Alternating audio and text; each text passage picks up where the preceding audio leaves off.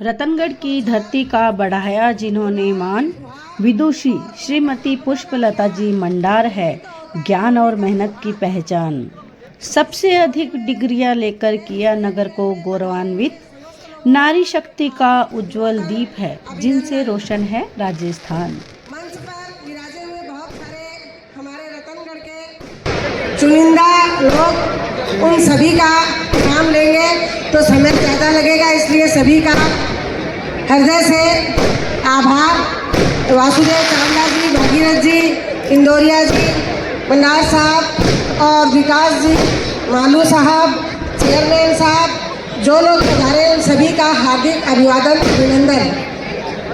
ये कार्यक्रम सबसे पहले शीश नवाजी को, श्रीनिवास जी को, जो हमारे आदरणीय, पूजनीय और परम सम्मानीय रहे हैं, उनकी स्मृति में यह कार्यक्रम किया जा रहा है। वो आज स्वर्ग में बैठे हुए भी चिंतन कर रहे होंगे कि हमारी पीढ़ी कितनी आगे बढ़ रही है और कितनी सामाजिक समरसता के लिए तत्पर है और काम कर रही है।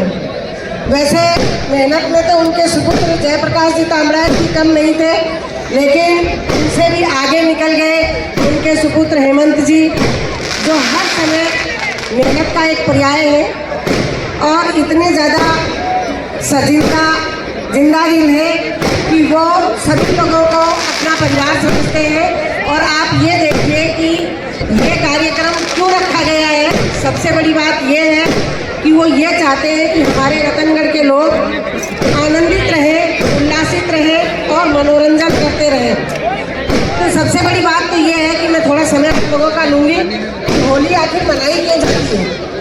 अपन ने एक कहानी सुनी है, सिर्फ वो सभी जानते हैं, लेकिन वो तो एक किंवदंती है। असली जो चीज़ है वो एक आध्यात्मिक और वैज्ञानिक घटक है, जिसको थोड़ा सा मैं आप लोगों को बताना चाहूँगी, जिससे आप लोग उसको अगर आत्मसात करते हैं तो अगली होली बड़े ही प्रेम से और अच्छे से मना पाएंगे। जिस तरीके से उल्लास और उमंग से भरा हुआ हमारे हेमंत जी का ये परिवार है, उसी तरीके से आप लोग भी उसको उल्लास से मनाएंगे। ऐसा कहते हैं कि ये समय रूपांतरण का होता है, परिवर्तन का होता है, और एक ऐसी एनर्जी हमारे अंदर भी होती है जो एनर्जी परिवर्तित होती है। और वो ऊर्जा जिसको कहते हैं वो सिर्फ हमारे शरीर में ही नहीं, पूरे ब्रह्मांड में होती है, और वही ऊर्जा परिवर्तन का समय है। आप सभी जानते हैं ये होली बसंत के बाद आती है, तो ये बसंत एक नव जीवन का पर्याय है। सर्दी के बाद में, सर्दी तो एक आलस का समय होता है, और सर्दी के बाद में ये नव जीवन आता है।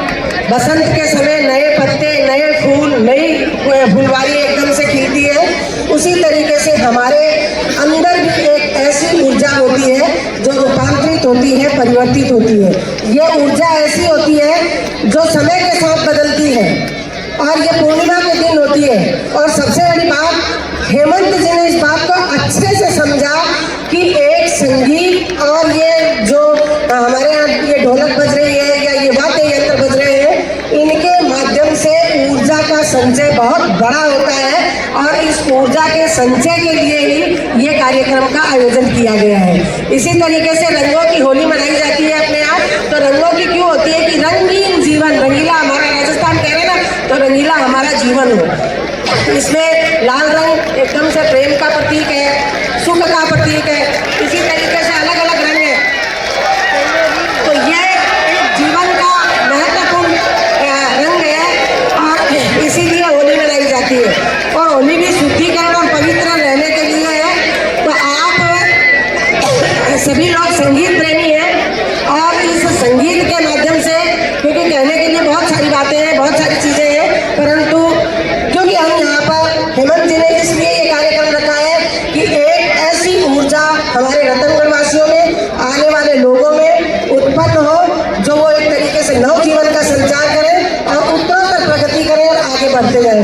मैं वापस तामराज परिवार को हृदय से आभार व्यक्त करती हूँ कि उन्होंने जो ये कार्यक्रम रखा है बहुत ही बेहतर से बेहतरीन रखा है। उन्हें मैं इनके उज्ज्वल भविष्य की कामना करते हुए अपना स्थान ग्रहण करती हूँ। धन्यवाद।